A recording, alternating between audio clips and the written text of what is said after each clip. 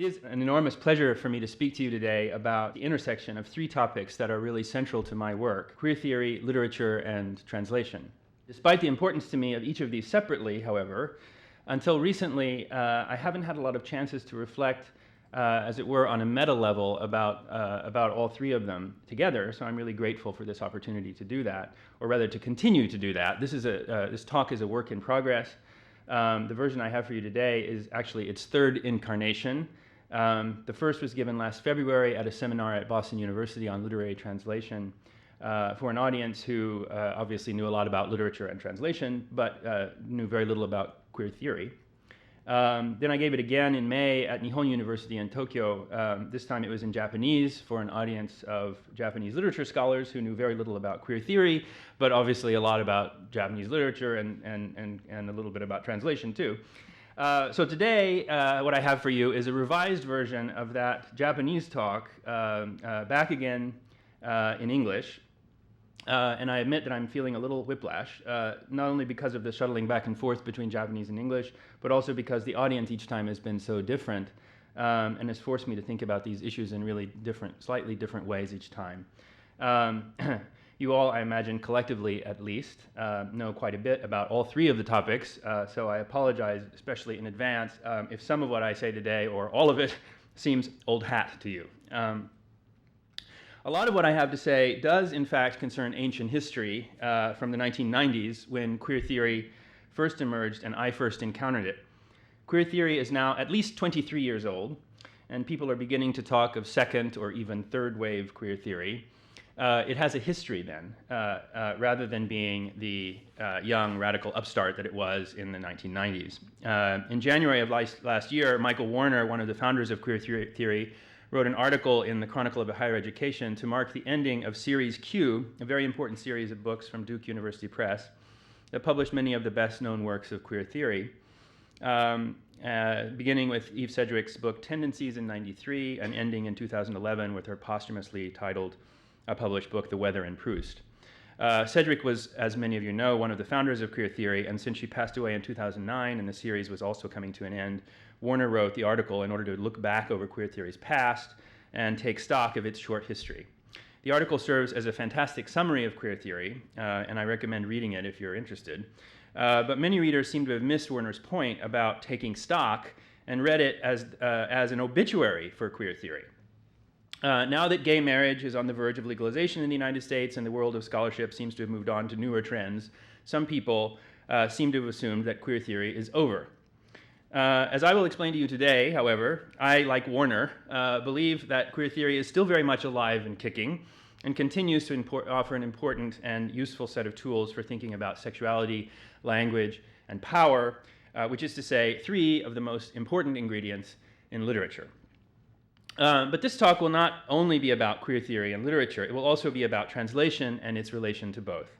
In my talk today, I will argue that thinking seriously about translation is good practice for thinking seriously about queer theory, and vice versa.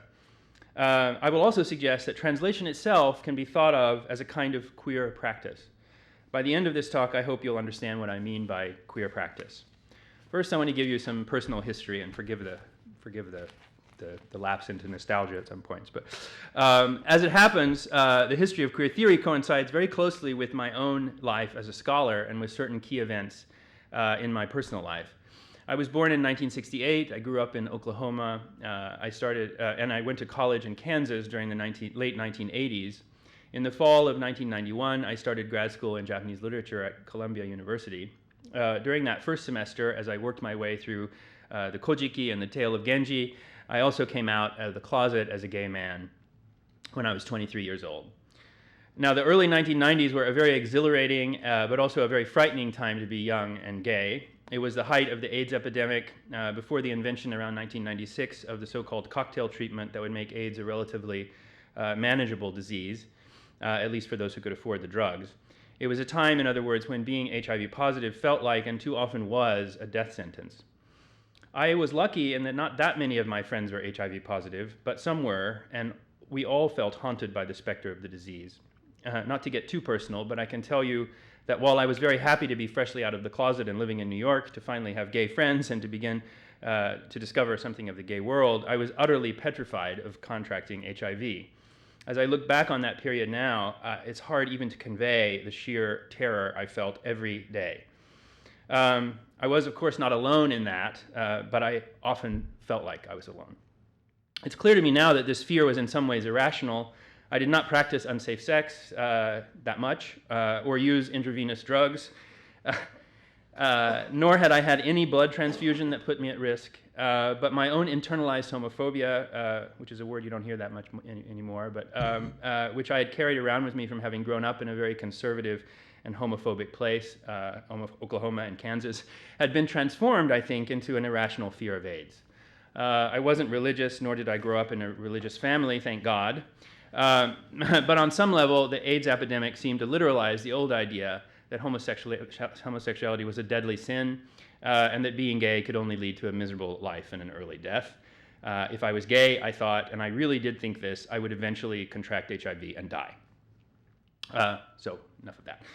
It was in that context that I discovered queer theory, just as it was first being invented, and just in time to help me deal with these anxieties. I was a pretty nerdy kid who tended to look to books for answers for everything, and for me, queer theory came as a revelation and a salvation. My very first encounter with it was in a 1987 special issue of the journal October, edited by Douglas Crimp and titled AIDS, Cultural Analysis, Cultural Activism. I actually discovered this volume in 1990 before I came out and when I was studying in Japanese in Nagoya and getting ready to attend Columbia. I was on a ski trip in Nagano with friends, and I brought this book along with me, although I kept it hidden in my luggage because I was afraid someone would ask why I was reading it. As it happened, I came down with the flu on the day we arrived and had to spend the whole trip in the hotel with my friend while my friends were out skiing. And although I hated not being able to ski, I was happy to have the privacy I needed to read the book from cover to cover, and I did, in moments when my fever broke, stretched out on the tatami of the Japanese-style hotel. The essays in the volume were many and varied, but they all applied post-structuralist theory to the AIDS epidemic and the discourses surrounding it. They argued, in other words, that AIDS itself was as much a cultural and a linguistic phenomenon, a political phenomenon, as a medical one. As such, the meanings and emotions attached to it, meanings such as AIDS is a gay disease, were not absolute. They were subject to analysis and also to transformation through historical forces and through what Crimp and his co-authors called cultural activism. This is the meaning of the book's title, AIDS, Cultural Analysis, Cultural Activism. I still remember a line from the first paragraph of Crimp's introduction, which made this meaning very explicit. AIDS does not exist apart from the practices that conceptualize it, represent it, and respond to it. If we recognize that AIDS exists only in and through these constructions, then hopefully we can also recognize the imperative to know them, analyze them, and wrest control of them. And since I gave this talk in Japanese, I just put the Japanese there as well for those of you in the audience for whom that might be easier. And that's a good translation, by the way. For someone who was deathly afraid of AIDS, who thought on some irrational but still unshakable level that its curse was God's punishment for being gay, these lines were incredibly empowering and liberating. They were a form of theory, but not in the abstract academic sense that this word is often used. The theory in queer theory might be defined as an empowering and liberating way of analyzing and organizing information and discourses that would otherwise seem arbitrary and overwhelming. In this context, it was a way of telling different stories about AIDS than the homophobic and racist and classist ones that were circulating in the media at the time. I should note that in 1990, the word queer theory had not yet been invented, much less in 1987 when this volume came out. But looking back on it now, we can recognize Crimp's volume as an early example, I think. Perhaps the best-known works of queer theory both came out in 1990, the year I was in Japan reading Douglas Crimp, and the year before I went to graduate school. These were Eve Kosofsky-Sedgwick's Epistemology of the Closet and Judith Butler's Gender Trouble. These are very different books in many ways, but both share an approach not unlike Douglas Crimp's to AIDS that I discussed earlier. Just as for Crimp, AIDS does not exist apart from the practices that conceptualize it, represent it, and respond to it. Sedgwick and Butler assumed that sexual orientation and gender identity were not somehow hardwired into our bodies, but rather cultural and historical constructions. They were less interested in understanding lesbian and gay people per se than in analyzing the psyche of the homophobe or the misogynist. And they were less interested in liberating people from the closet or deciding who was in or out of it than in figuring out who built it and whose interests it served. Perhaps most importantly, just as feminism argued that it was not enough simply to add a chapter on women to an already written history of the world, but that the entire history of the world had to be rewritten to take into account, to take gender into account. Both Sedgwick and Butler thought that sexual orientation figured into our understanding of just about everything. Sedgwick put this most clearly in the introduction to Epistemology of the Closet when she wrote, oh, that's my tattered copy of the Lesbian and Gay Studies Reader.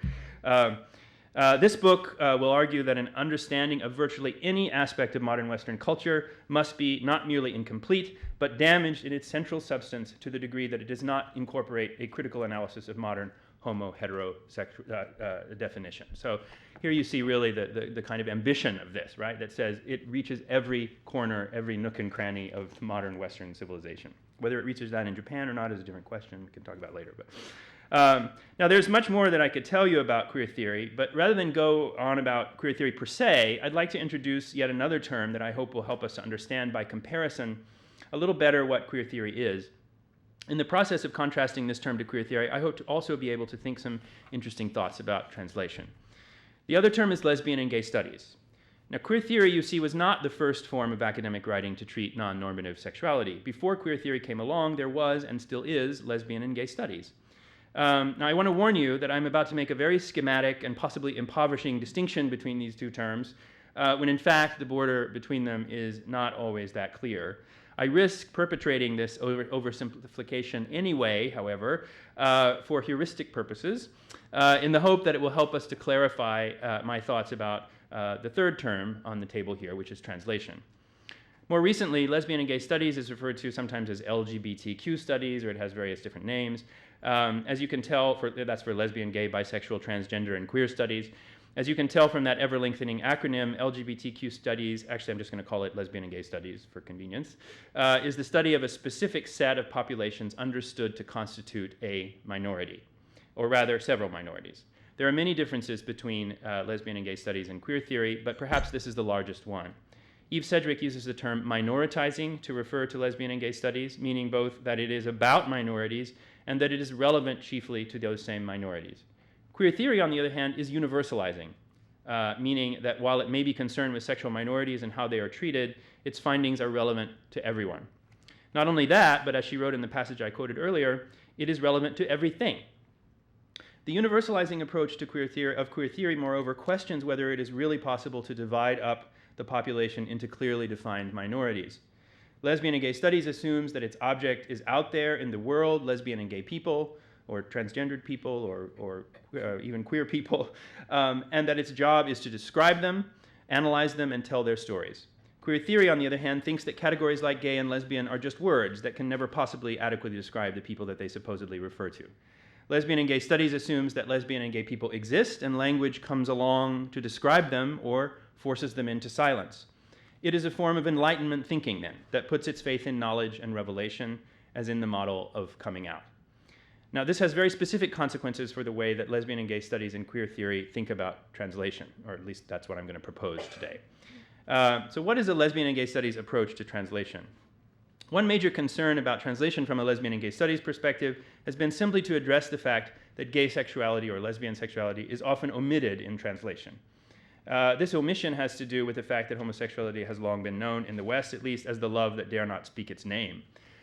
Usually this meant, obviously, that it simply wasn't talked or written about.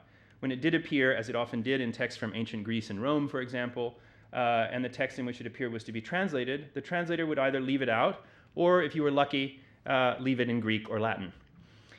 Or sometimes, if it was in Chinese, he would translate it into Greek or Latin, so you couldn't actually read it. Here, for example, is the translator Nicolas Pierrot d'Ablancourt, making no bones, so that's the first thing, it leaves it out, making no bones about cleaning up his 1644 translation of the 2nd century Greek writer Lucian. All comparisons in Lucian drawn with love address the love of boys, which was not foreign to the morals of Greece, but which is abhorrent to our own. It was therefore necessary to change all that in order to make something pleasing. Otherwise, it would not be Lucian. And what pleases in his language would not be tolerable in ours. Furthermore, as the most beautiful visages always contain something that one wishes weren't there, so the best authors contain passages that must needs be altered or clarified. Now, this preface is actually one of the examples that people always cite of what translation theorists call domesticating translation, And I think the way that he kicks the queer out of the text gives that a whole new meaning, domesticating translation, right? He erases the queer.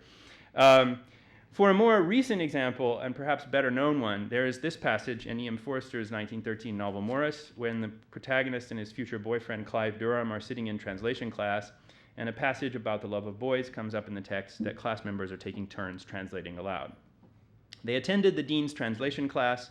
When one of the men was forging quietly ahead, Mr. Cornwallis observed in a flat, toneless voice, "Omit a reference to the unspeakable vice of the Greeks."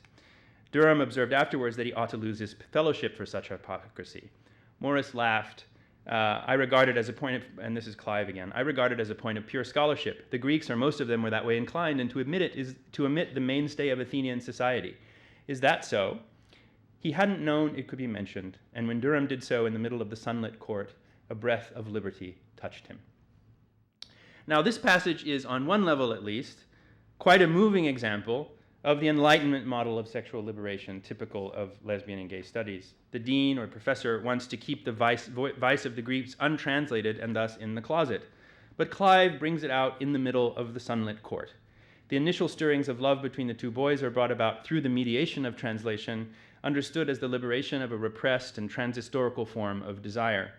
This, one might say, is typical of the lesbian and gay studies way of thinking of translation. Now, as it happens, Forster's novel, unlike the characters Clive and Morris at this moment, actually has a queer understanding of translation as well that becomes evident later on. When they are standing in the sunlit court, both boys assume that the vice of the Greeks can be understood as the same as the love that they are beginning to feel for each other.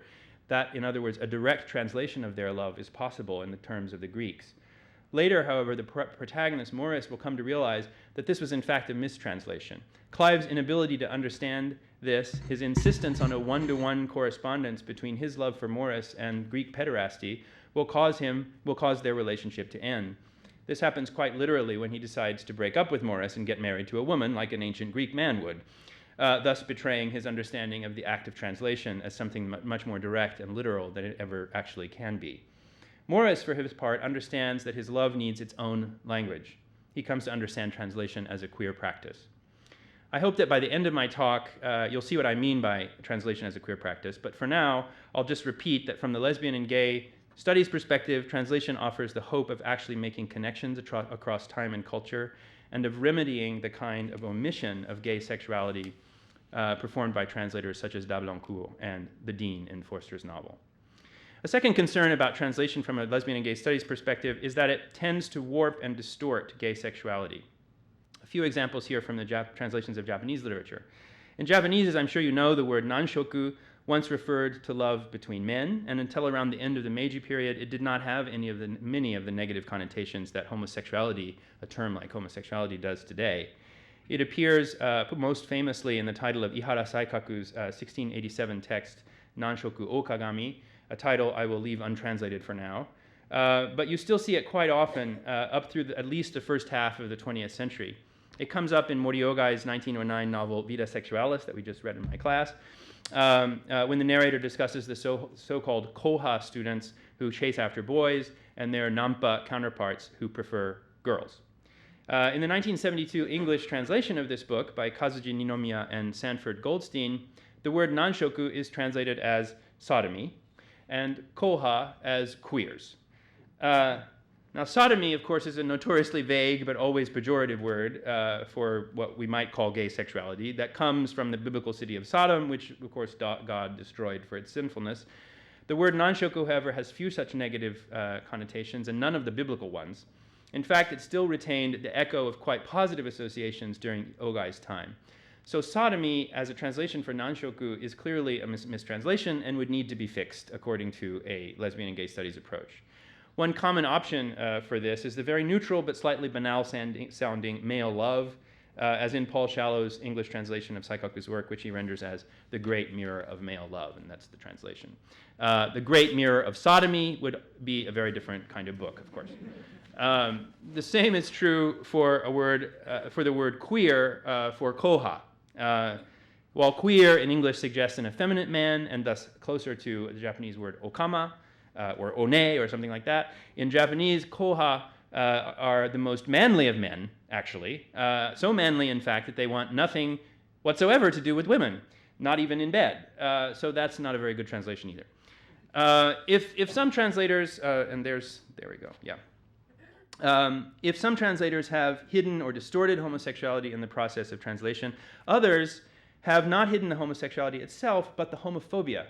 In J.D. Salinger's Catcher in the Rye, the protagonist Holden Caulfield, in his ancient adolescent masculinity, often refers to other men you'll remember as flits, a somewhat dated gay slur. I kind of like it, flits, anyway. But as I recently learned from a fascinating blog post by a Japanese professor of American literature, Natsuo Chiyoda, in a 2006 Japanese translation of the novel by none other than the novelist Murakami Haruki, who recently failed to get the Nobel Prize, Murakami translated this word using the English word gay, written in katakana, gay. Apparently, Murakami didn't want to hurt gay people's feelings by using a word like okama or faggot, but in not doing so, he effectively, and this was Chiyoda's point, put the homophobia of Salinger's protagonist into the closet. From a lesbian and gay studies perspective, it is just as important to faithfully preserve homophobic slurs as it is to faithfully translate terms like nanshoku without introducing a homophobic perspective. Finally, from a gay and lesbian studies perspective, it is important for translations to be done in the right order. Here I'll take my examples from works of lesbian and gay studies, to the extent, and queer theory too. To the extent that lesbian and gay studies subscribes to an Enlightenment model of knowledge, it tends to think of intellectual endeavor according to a linear model of progress. As our knowledge advances, in other words, we build upon previous knowledge and enter into ever greater stages of understanding and tolerance. If you were a monolingual person and read works theorizing sexuality in real time as they came out, a monolingual English, Anglophone person, you might start with Dennis Altman's 1971 book, Homosexual Oppression and Liberation. In the next decade, you might pick up Eve Sedgwick's Between Men, English Literature and Male Homosocial Desire. This book applies the insights of feminism to the study of male-male desire, and reading it in 1985, you might marvel at how far the field had come since 1971. Just 5 years later, you might read Sedgwick's Epistemology of the Closet, which really founded the field of queer theory by introducing a universalizing reading of homosexuality, as we've seen. 3 books, then, representing 3 stages in the progress narrative from the minoritizing approach of lesbian and gay studies to the universalizing approach of queer theory. The order of their publication determines the order in which they have become available to you and how we might tell the story of this development. If, however, you were monolingual in Japanese and relied on Japanese translations of these books, they would have become available to you in a very different order. Sedgwick's Epistemology of the Closet came out in Japanese first in 1999. Her Between Men came out in 2001. And Dennis Altman's Homosexual Oppression and Liberation came out just last year in 2012. And note, they had to actually change the title because the translators didn't like the word homosexual anymore. So they called it Gay Identity. When I was living in Japan, so it's exactly the opposite order, right? Now, some people might find that problematic to access these texts in the opposite order in which they appeared. When I was living in Japan in the 1990s, after I finished my coursework at Columbia, I was working with an activist group that some of you might have heard of called Occur. My friends in Occur and I were very concerned about the fact that queer theory, with its sophisticated critique of identity politics, was being translated into Japanese before gay identity had really been established. This is what we believed very firmly at the time. While we all read and appreciated queer theory, we wanted to make sure to lay a firm foundation of lesbian and gay studies in Japan as well. We published a book called Gay Studies in 1997, which made this argument, prioritizing identity in the Japanese context. Looking back on that book now, though, I'm really struck by the fact that the book is in fact a very weird hybrid of lesbian and gay studies and queer theoretical approaches. This is not really that surprising, however, because even at the time, my friends and I were very concerned with the priority of identity and the order in which ideas were presented, but the truth was that we ourselves had not started with lesbian and gay studies and then progressed to reading queer theory. I myself was 3 years old when Altman published Homosexual Oppression and Liberation, and even though I was reading it in English, I read it only after I had read Sedgwick. And even with Sedgwick, I read Epistemology first and then went back to Between Men, which had come out when I was still in high school. In other words, even though I read these books in English, I encountered them in the same order as they appeared in Japanese translation. So if the Gay and Lesbian Studies Progress model dictates that books should be read and translated in the order in which they were written, that identity must come before its critique, and that reading books out of order is somehow perverse, or shall we say queer, or as opposed to straight, the truth is that this is rarely what actually happens. A book comes out that makes an author famous, perhaps that book gets translated into another language, but it is only at that point that it occurs to publishers to go back and translate earlier works, which now take on a new, retrospectively proleptic or something glow as they reflect the light of their more famous successors. We access knowledge, but we almost never access it in straight chronological order. As Emily Dickinson wrote famously, we tell the truth but tell it slant, success in circuit lies. So in this case, the way the translations of these books appears in Japanese is less a distortion than a relatively faithful, if somewhat queer, translation, for all its temporal disjuncture of the ways in which many of us, in my generation at least, have come to know queer theory. This is another example of what I've called translation as queer practice. Which leads me to the queer theoretical take on translation. If for lesbian and gay studies, translation is something that you need to get right in order to properly represent gay identity, for queer theory, the impossibility of translation is a metaphor for the impossibility of identity. If for lesbian and gay studies, translation is a tool for communication, enlightenment, and progress, for queer theory, it is a queer or slant process that may end up taking us places we never anticipated going. If translation for lesbian and gay studies is a way of preserving a vital text in another language, for queer theory, translation is a way of transforming and revitalizing a text over and over again. As Walter Benjamin famously wrote, translation is a way of bringing a dead and static original back to life.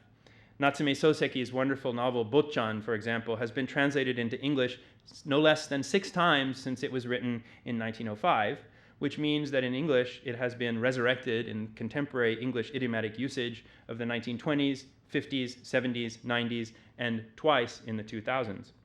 In Japanese, by contrast, however fantastic Soseki's original is, it will always be the same exact words strung together in the same order, feeling older and more remote from us with each passing year. Finally, if for lesbian and gay studies, translation is best done in the right order, lest it distort our linear developmental narratives of history, for queer theory, when translation happens out of order, as it often does, this is not a distortion, but a reminder of the recursive, topsy-turvy temporality of history as we live and experience it, and of course of writing itself. Now, if it's starting to sound, as I suspect it is, like I'm privileging the queer theoretical approach to translation over the lesbian and gay studies one, I want to clarify that while I might lean toward the queer, I think that both are necessary and that the tension between them is productive and important. This is something that really good queer theorists understand. As Sedgwick, in my estimation, the best of them all, put it, despite her own predilection for the queer approach, she by no means rejected the minoritizing lesbian and gay approach. As she put it in epistemology, the space of permission for this work and the depth of intellectual landscape in which it might have a contribution to make owe everything to the wealth of essentialist, minoritizing, and separatist gay thought, also, and struggles also in progress. In Japanese, doji shinko chu no, also in progress. That's really key. Sedgwick is very graceful here, as always, in her acknowledgement of the work in what she calls gay studies that preceded hers and that made it possible. But note also that she does not claim that her work has succeeded it. With a single deft phrase, also in progress, she manages to sidestep the model of progress while also slantwise honoring it. This is not a before and after model of time. She knows that many more things than one can be happening simultaneously. There are, however, instances, that said, when you really do need to take one step at a time.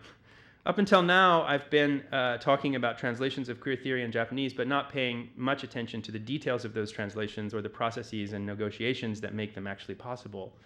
I have referred to several, Tonooka Naomi's brilliant translation of the Epistemology of the Closet, published by Seidosha in 1999, Uehara Sanae and Kamezawa Miyuki's excellent translation of Sedgwick's Between Men for Nagoya University Press in 2001, and finally Altman's Homosexual Oppression and Liberation, translated by my co-authors on gay studies, Kawaguchi Kazuya and Kazuma Takashi, together with Okajima Katsuki, and brought out in 2012, as I mentioned.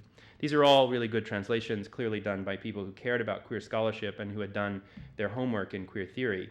But things don't always go that well. Let me tell you about one translation that didn't work out so well. In '95, Leo Bersani, a French literature scholar and queer theorist who actually contributed an essay to the 1987 October collection on AIDS I mentioned earlier that I read while I had the flu, the most amazing essay actually, came out with a book called Homos. This was a very important book at the time. By 1995, queer theory had become well established and was starting even to make its way onto university syllabi in the United States. Its critique of lesbian and gay studies and the essentialism of lesbian and gay identity were extremely powerful and important. But some were beginning to feel that in queer theory's rush to find universalizing understandings of sexuality, the specificity of lesbian and gay lives and the particular mechanisms and significance of queer desire were being ignored. This is the problem that Bersani set out to address in Homos. Gay men and lesbians, he wrote, have nearly disappeared into their sophisticated awareness of how they have been constructed as gay men and lesbians. We have erased ourselves in the process of denaturalizing the epistemic and political regimes that have constructed us. But the power of those systems is only minimally constructed by demonstrations of their merely historical character. They don't need to be natural in order to rule. He put this in a much more, he's making a call to think about the specificity of identity, but I hasten to note that he also said, in a very memorable line, though I want to encourage thinking about gay specificity, I don't want to contribute to gay groupiness. So at the same time that he's calling for a certain kind of focus on identity, he's also critiquing it. Now, my friends in Akura and I were traveling in the United States and elsewhere in '95 and '96 doing interviews with various queer theorists. Here we are with there's Judith Butler and Gail Rubin and various people, including Bersani. Here we are meeting with him in his apartment in San Francisco in '95, I think. We loved Bersani's book because we thought it was just the kind of argument that needed to be made in Japan as well, where queer theory, we thought, had arrived without there being a strong foundation of gay identity and a tradition of lesbian and gay studies. So we were very excited when we learned that the book was being translated into Japanese. As it turned out, however, we were really disappointed with the translation that came out. This was by a guy named Funabashi Seiichi, a French literature scholar. Funabashi's translation was typical in many ways of the early reception of queer theory in Japan. It was enthusiastic about the queer deconstruction of gay identity, but the enthusiasm was not built on the foundation of a fundamental acceptance and appreciation of sexual diversity that lesbian and gay studies might have provided. In this sense, ironically, it was symptomatic of the very problem that Bersani set out to address in writing his book. You can see the problems with the translation already in the title. Bersani's book is called Homos in English, as you can see. And English, as in Japanese, this word is pejorative, obviously, but Bersani is purposely reappropriating it, not unlike queer theorists and activists have reappropriated the word queer. A good translation into Japanese, then, would simply be homotachi, or maybe okamatachi, or something like that. Used by a homo for the title of his book, and Bersani is a homo, by the way, the title sounds ironic and self-reflexive and prepares the reader for Bersani's style, which mixes high and low registers of language, like a lot of queer theoretical writing tends to do. But Funabashi's title is, as you can see, homosexual to wa.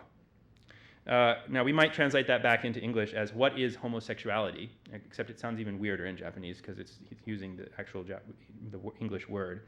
Or even better into French as something like qu'est-ce que c'est que l'homosexualité? That, for some reason, I think in French it works better. But as I'm sure you have noted, by pretending to be objective, this title comes off sounding unfortunately clinical, as if we were peering in at some strange phenomenon from the outside.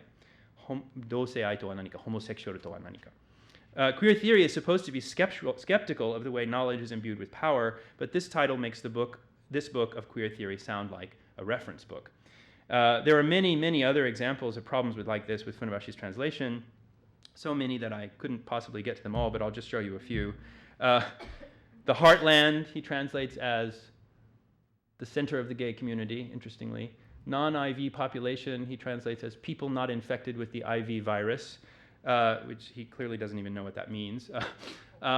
He adds a note explaining that's the immunodeficiency virus as opposed to the human immunodeficiency virus. Fundamentalists, he translates as fundamental. Taking their sex like a woman, he translates as handling their genitals like a woman. And health club, he translates, clearly thinking, obsessed with AIDS, also as health clinic. And finally, openly gay, and this is where I get my title, shamelessly gay. All right, those are kind of fun, but anyway. Of course, this is not that surprising because in the preface he says, the editor proposed this translation to me last summer, and to tell the truth, I had no interest in or knowledge about this kind of thing, but I was intrigued by the discussion of Gide, Proust, and Genet in chapter 4, and I had translated an earlier essays of Bersani, so decided to take it on. And the Japanese, those of you who read Japanese, この手のものにはあまり関心がなく、また知識もなかった. So to start advertising your translation with your own ignorance of the subject is something that is pretty extraordinary. Anyway, as one reviewer on Amazon put it, and I can't help quoting this, the original and this translation say completely different things, and it is not just a question of mistranslation. This translator and editor must have been total homophobes, unable to step outside their Japanese context. Either that, or they really just didn't get it. I think it would make good fuel at a book burning. You can tell they didn't get it already from the title. I recommend reading the original, he says. All right, so I probably shouldn't be so hard on Funabashi, though, because indirectly I can say that his translation had an important effect on queer scholarship in Japan. My friends and I, in Occur, and I excuse this Jiman Banashi, but told Bersani that when we visited him that we had heard that Homos was being translated into Japanese. We were worried that the translation would not be good, and if it was not done by the right person, especially someone with no connections to or commitment to the gay community. So we asked Bersani to be in touch with the publisher and to ask if we could look at the manuscript before it was published. Not surprisingly, they refused to let us see it. Now I think, of course, they did. Who are we, right? And the book came out with all of the problems I've discussed and many more. But this experience made us realize how important it was to have good translations and that they be done, if not by gays and lesbians. Actually, the word we used for this in Japanese was better than identity categories like that. We call them tojisha, people who are directly involved. Then at least it should be done by well-informed, gay-friendly people. As I was preparing this talk, I found tucked into my copy of Funabashi's translation of Homos this proposal that my friends and I at Occur and I put together, partly out of frustration over this experience with the translation of Bersani. It's for a special issue of the journal Gendai Shiso on lesbian and gay studies, and included quite a few better translations of U.S. queer theory by Butler, Edelman, Gail Rubin, and others, along with original pieces about the situation in Japan. And I'm happy to say that it did come out in 1997, and there's the cover of it.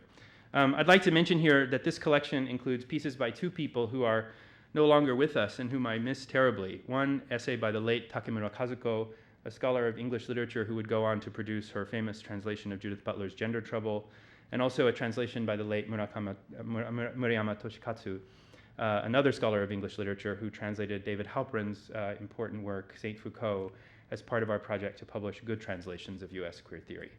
The year previously, I should mention, another journal, Hihyo Kukan, published a small collection of articles on queer theory that included a chapter from Saint Foucault, an interview with Butler, a chapter from epistemology, and another essay by Leo Bersani. These were all really good translations, and here you have a little history of the early introduction of queer theory to Japan. In closing, I would like to discuss one final example of the intersection of translation and queer theory. If lesbian and gay studies see translation as a tool, and a meaning to be brought over from one language to another as relatively straightforward, queer theory has a more complex understanding, but perhaps it's not yet clear exactly what I mean by this complex understanding. As a way of clarifying this, I would like to talk about a novella that some of you may have read by the American author Henry James, titled The Beast in the Jungle. Now, Henry James, as you may also know, was most likely somebody who loved other men. This is pretty obvious from his writing, but he lived in a time when gay identity, as we think we know it today, had yet to crystallize into an easily recognizable form. James's writing is notoriously vague, to the extent that in reading his novels, it is sometimes very difficult, and if you read especially the late James, you know what I'm talking about, to understand what on earth is happening and what people are talking about. Some critics have suggested that this is his way of hiding his sexuality. This is a typical lesbian and gay studies approach, you could say. The sexuality is there, they say, it's just hiding behind all this vague language, and it needs to be brought out. Other scholars, including Sedgwick, take a queer approach to Henry James' vagueness. Let me see if I can explain what that means by telling you about Sedgwick's reading of the story and a little about its translation into Japanese. The Beast in the Jungle is about a man whose name is John Marcher, and who fears, irrationally it seems, that one day something awful will happen to him. He lives a very civilized life in London, but he is convinced that one day a beast will suddenly appear, as if it had sprung out from the deepest, darkest jungle, and devour him.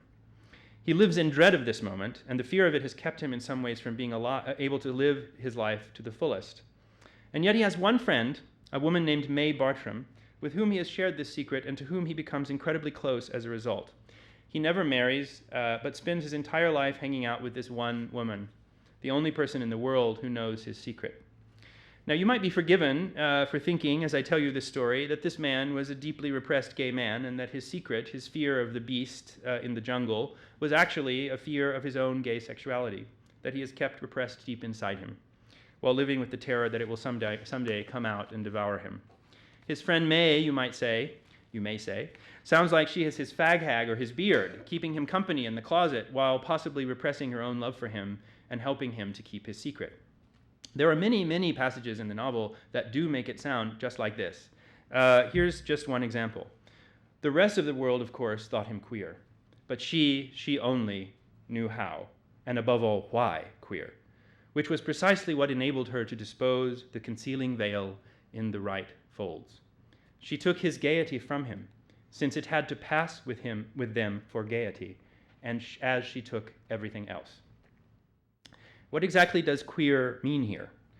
How exactly was Marcher queer, and why did May, and May only, know it? It is hard, given the later use to which the words queer and gaiety were put, not to read this as a very obvious indication that John Marcher was a gay man. And yet queer did not yet mean gay, any more than gay meant gay at the time when James was writing.